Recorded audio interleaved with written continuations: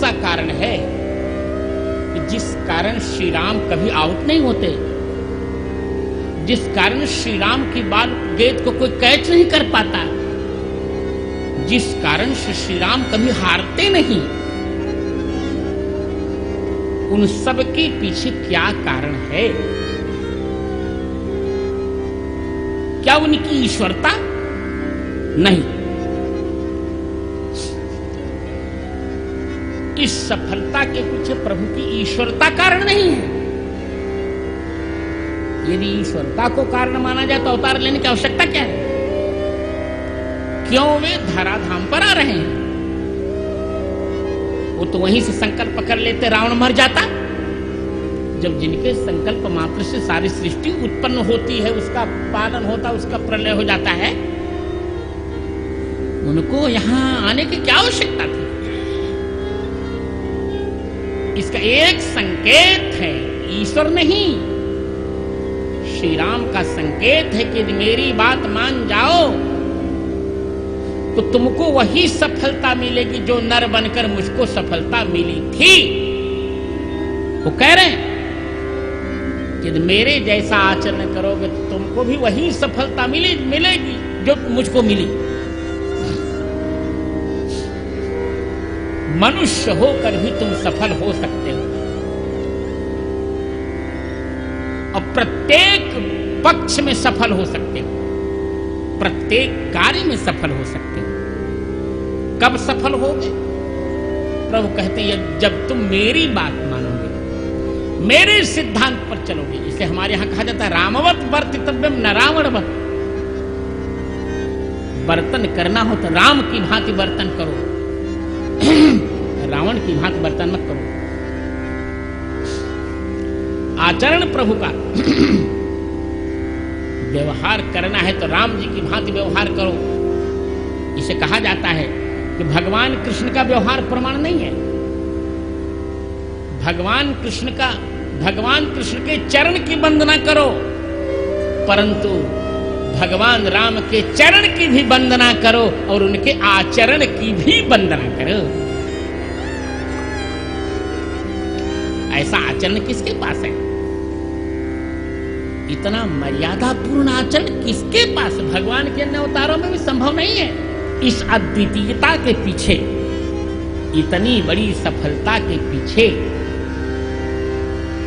राम जी के साथ कौन सा एक अपूर्व वैशिष्ट्य रहा है? क्या वो ईश्वरता का है? मैंने नकारा नहीं। यदि ईश्वरता का ही व्यक्तित्व होता तो इनके और अवतार में इतनी बड़ी सफलता क्यों नहीं मिली? और किसी अवतार में उतनी सफलता क्यों नहीं मिली भाई? इतना सफल कोई भी अवतार नहीं हुआ। सारे लोग, शत्रु भी जिसकी प्रशंसा करते हो, भगवान कृष्ण को स्वयं शिशुपाल गाली देता है और गाली ऐसे नहीं देता, उसने नियम बनाया प्रतिदिन वो 100 गाली देता है, 100 गालियां प्रतिदिन देता है। और गाली देते देते जब गला फंस जाता, फंसने लगता तो पानी पी पी करके गाली देता है। तो एक ओर तो शिशुपाल भगवान को 100 गालियां देता है और दूसरी ओर श्री राम का प्रबल शत्रु रावण, संपूर्ण जीवन में रावण ने एक भी गाली राम जी को नहीं दी। बात क्या है? कौन सी विशेषता उनके साथ है? कौन सी विशेष जिसके कारण वो निरंतर सफल है, कहीं असफल हुए नहीं?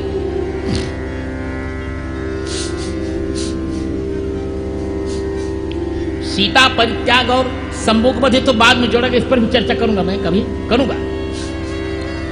मैं बहुत स्पष्ट कर रहा हूं कि राष्ट्र की कोई ऐसी समस्या नहीं जिसका समाधान राम जी के यहां नहीं है। आइए उस सफलता के मूल मंत्र का थोड़ी देर तक हम अन्वेषण करें।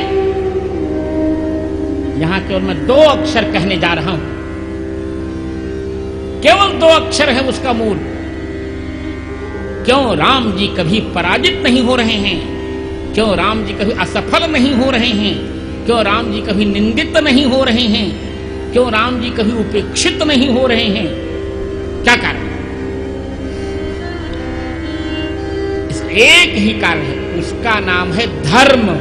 उसका क्या नाम है? धर्म। यहां धर्म का क्या अर्थ है? धर्म का अर्थ यहां किसी मजहब से नहीं है। मजहब को धर्म नहीं कहते। मजहब को संप्रदाय कह सकते हैं, पंथ कह सकते हैं, धर्म नहीं कहते। धर्म तो एक ही है, सबके लिए धर्म एक है। धर्म का अर्थ होता है अपने कर्तव्य का निष्ठापूर्वक पालन। नोट करो, जो भी कर्तव्य जिसको मिले हैं, चाहे वे राष्ट्र से मिले हों या समाज से मिले हों या परिवार से मिले हों या अपने देश परिवेश से मिले हों अथवा अपने व्यक्तिगत संबंधों से मिले हों, अपने उपलब्ध कर्तव्यों का निष्ठापूर्वक पालन करना, यही सबसे बड़ा धर्म है। अंग्रेजी में जहां शुड या वुड लग जाए वही धर्म है, और जहां शुड वुड के पश्चात नॉट लग जाए वही अधर्म है।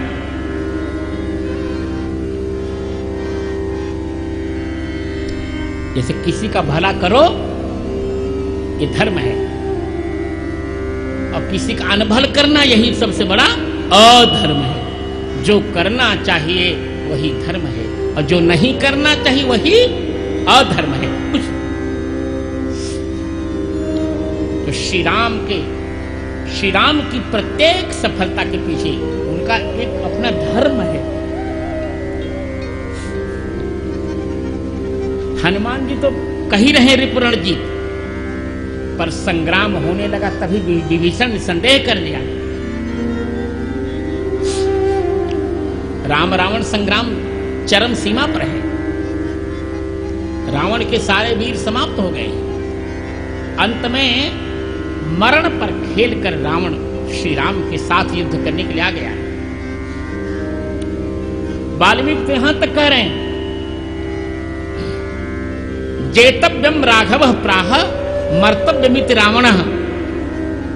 राम जी ने निर्णय लिया कि मुझे यह युद्ध जीतना है, और रावण ने निर्णय लिया है कि मुझे अब इस युद्ध में मरना है। तो जो मरने के लिए उतारू होकर आएगा वो कितना भयानक युद्ध करेगा, आप अंदाज कल्पना करो।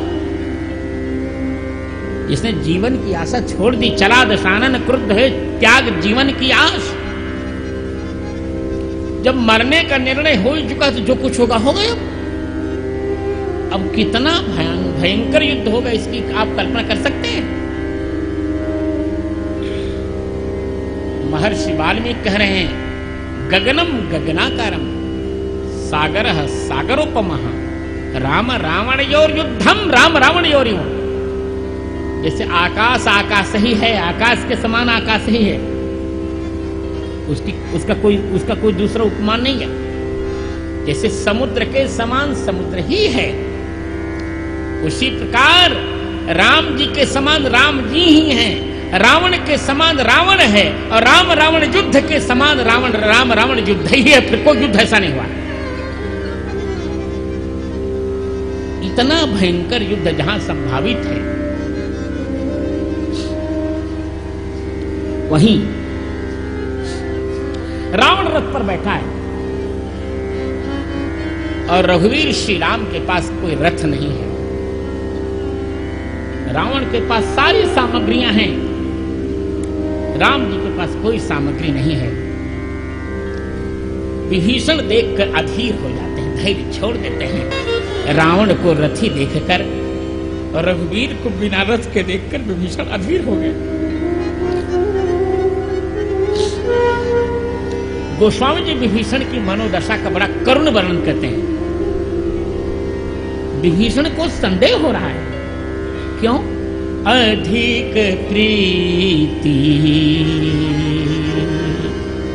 प्रीत की अधिकता के कारण मन भा संदेह, प्रीत की अधिकता के कारण ऐश्वर्य भूल गए विभीषण। और मैंने संदेह बंदी चरण कहे सहित सनेहा। चरणों की वंदना करके प्रेम पूर्वक कहा, नाथ एक प्रश्न करूं? अब रावण मरण पर उतारू होकर आज लड़ने आया है और कितना भयंकर युद्ध होगा जिसकी कल्पना कोई कर नहीं सकता। कदाचित आप करते होंगे, पर एक बात बताइए, आपके पास युद्ध का कोई उपकरण नहीं है, तो उपकरण के बिना रावण का रण आप कैसे जीत सकेंगे? नाथ न रथ नहीं तनु पद त्राना। हे राघव, आपके पास रथ नहीं है,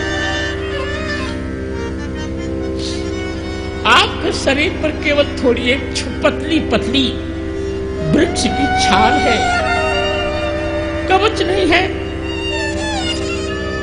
नाथ न रथ नहीं तनु पद त्राना।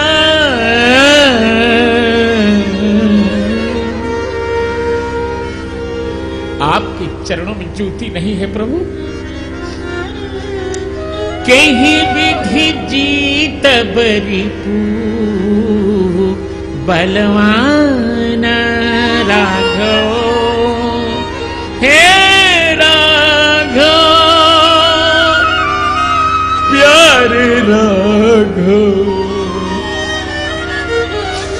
कहीं विधि जीत बरिपू बलवान।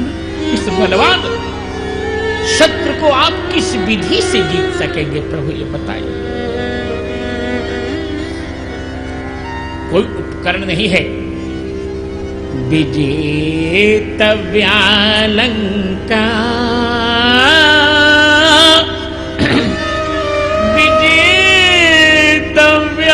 विजेतव्यालंका चरण तरणीयो जल निधि। विपक्षः पौलस्त्योरण भुवि सहायाश्च कपयः। पदातिर्मर्त्योऽसौ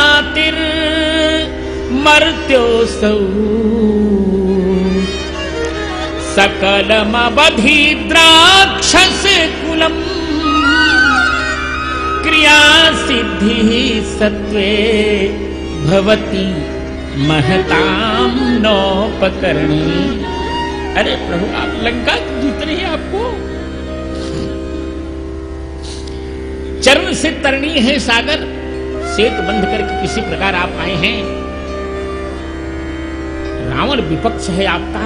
सोचिए, जिसने देवताओं को नाक चुने चबवाए, तो सरकार आप कैसे इसे जीतेंगे? नाथ नाथ नरथ नहीं तनु पद त्राना। नाथ आप कैसे जीतेंगे? कहीं विधि जीत बरिपू। मेरी संपादित प्रतिमा रिपु ही पाठ है और वही प्राचीन पाठ है। इस बलवान शत्रु को आप कैसे जीतेंगे? विधि बता दीजिए। मैं नहीं कह रहा हूं कि आप नहीं जीतेंगे, जीत तो सकते हैं। विभीषण थोड़ा सा छिपा कर कह रहे हैं कि मैं थोड़ी कह रहा हूं कि आप हार जाएंगे। हारने के बाद में आप जीतेंगे, पर मुझे जीतने की आपकी विधि जाननी है। क्या सोचा है? रथ के अभाव में आप कौन सा रथ लाएंगे? कवच कौन सा होगा? घोड़े कौन से होंगे, सारथी कौन सा होगा,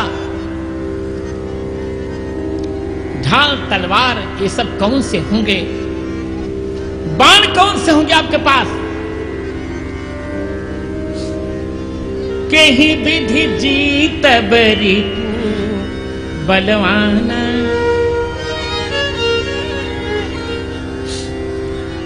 श्री राम बिल्कुल तटस्थ हैं,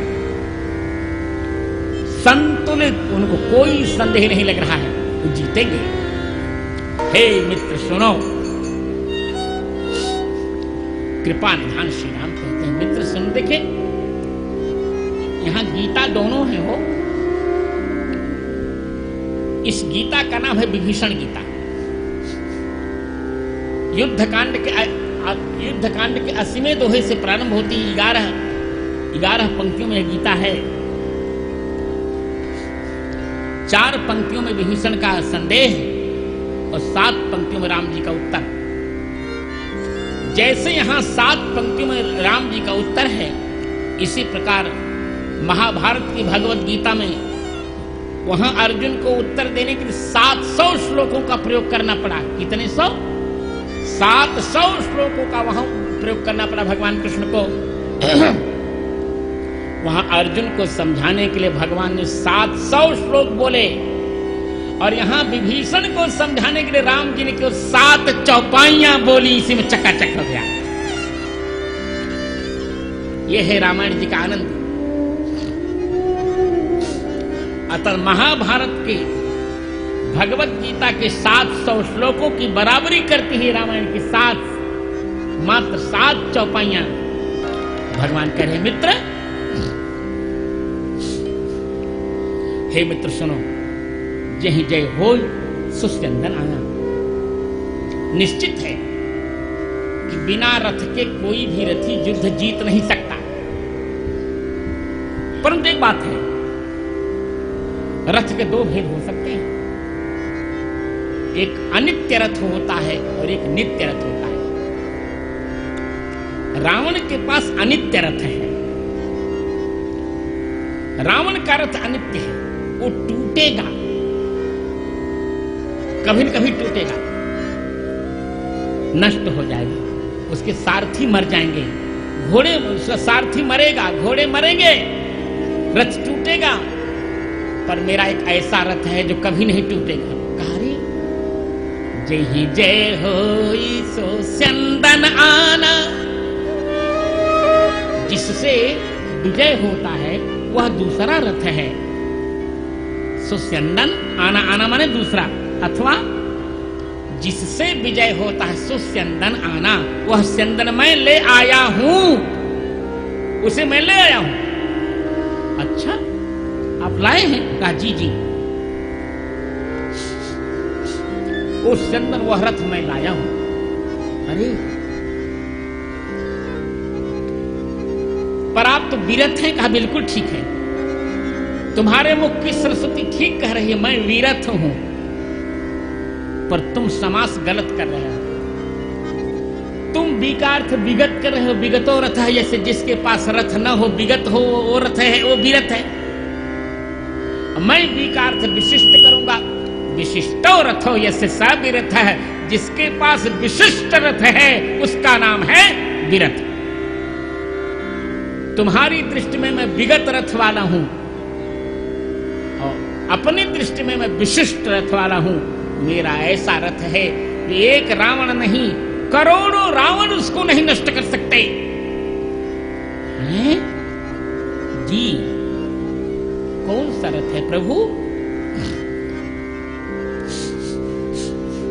भगवान राम कहेंगे, सखा धर्ममय सरथ जाके जीतन कहूं न कतहु रिपु ताके। हे मित्र,